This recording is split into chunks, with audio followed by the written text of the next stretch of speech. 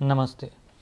आज मैं आपसे बात करूंगा ध्रुव राठी के नए प्रोपेगेंडा के बारे में, जो उसने सीधा आघात किया है हिंदुओं के सबसे बड़े बिलीफ सिस्टम गौ माता पर, और ये कहकर कि बीफ खाना हिंदुओं में एक आम बात थी प्राचीन समय से, जिसको उसने नॉन वेजिटेरियनिज़्म जो हिंदुओं में अब बड़ा है उसको बीफ ईटिंग से इक्वेट कर दिया है, जो कि उसका दिमाग इतना भी नहीं चलता कि नॉन वेजिटेरियन फूड बीफ नहीं होता है। बीफ सिर्फ उसका एक पार्ट है।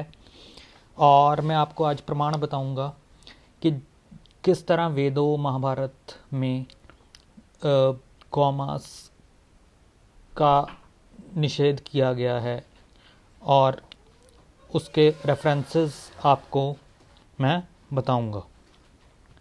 इसमें अथर्ववेद के पहले मंडल के 16वें सूक्त का चौथा मंत्र ये है।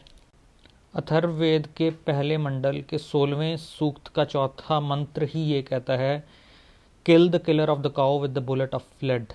मतलब कि जो गौ हत्यारा है उसको आप मार दीजिए एक लेड की गोली से, या कहीं कहीं ग्लास का भी उल्लेख आता है। फिर अथर्ववेद का 111वें मंडल का 30वां सूक्त का पहला मंत्र जो ये कहता है कि you should impart love to each other as the non killable cow does to its calf. जैसे एक गाय अपने बछड़े को प्यार करती है, वैसे ही आप ह्यूमैनिटी से दूसरे मनुष्यों के साथ प्रेम भाव से रहिए। ऋग्वेद के 7वें मंडल के 56वें सूक्त का 17वां मंत्र कहता है, punish the killer of the cow and the man. जो गौ को और मनुष्य की हत्या करता है उसको दंडित किया जाए। ऋग्वेद के 8वें मंडल का 101वां सूक्त में 15वां मंत्र कहता है, cow is pure don't kill it. गाय पवित्र है, उसको मारा ना जाए। ऋग्वेद के ही 10वें मंडल का 87वां सूक्त 16वां मंत्र कहता है, those who kill the aghnya the cow. अघन्या जिसका वध ना किया जाए, जिसका वध नहीं किया जाना चाहिए, वो अघन्या है। जो अघन्या को मारते हैं, which is not to be killed according to Vedic addicts.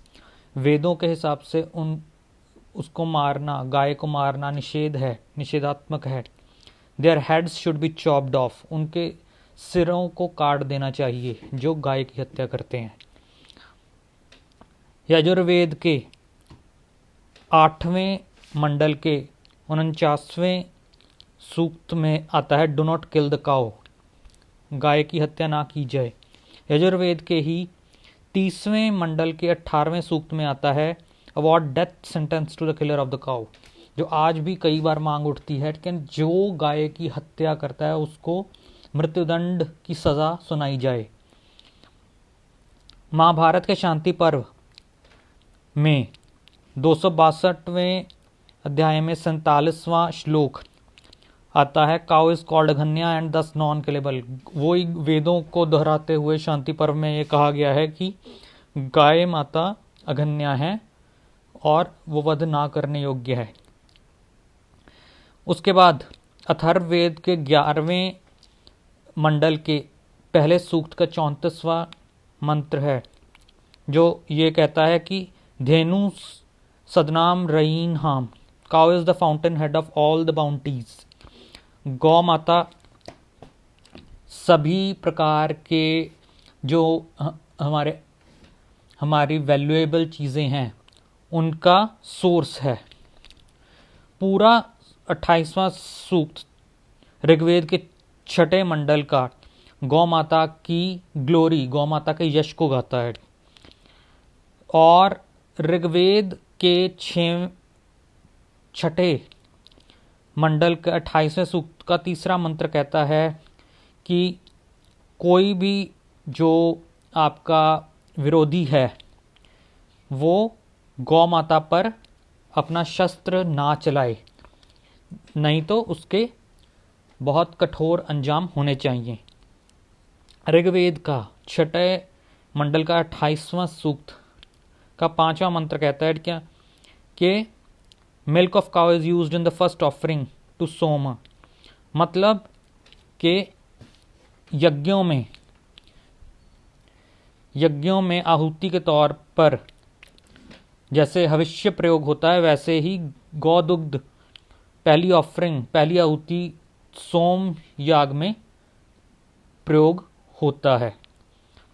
फिर यजुर्वेद के 23वें मंडल के 28वें सूक्त में कहा गया गोस्तु मात्रा न विद्यते, मतलब कि गौ माता से किसी की तुलना नहीं की जा सकती, गौ माता सर्वश्रेष्ठ है, गौ माता से किसी भी तरह की तुलना नहीं की जा सकती।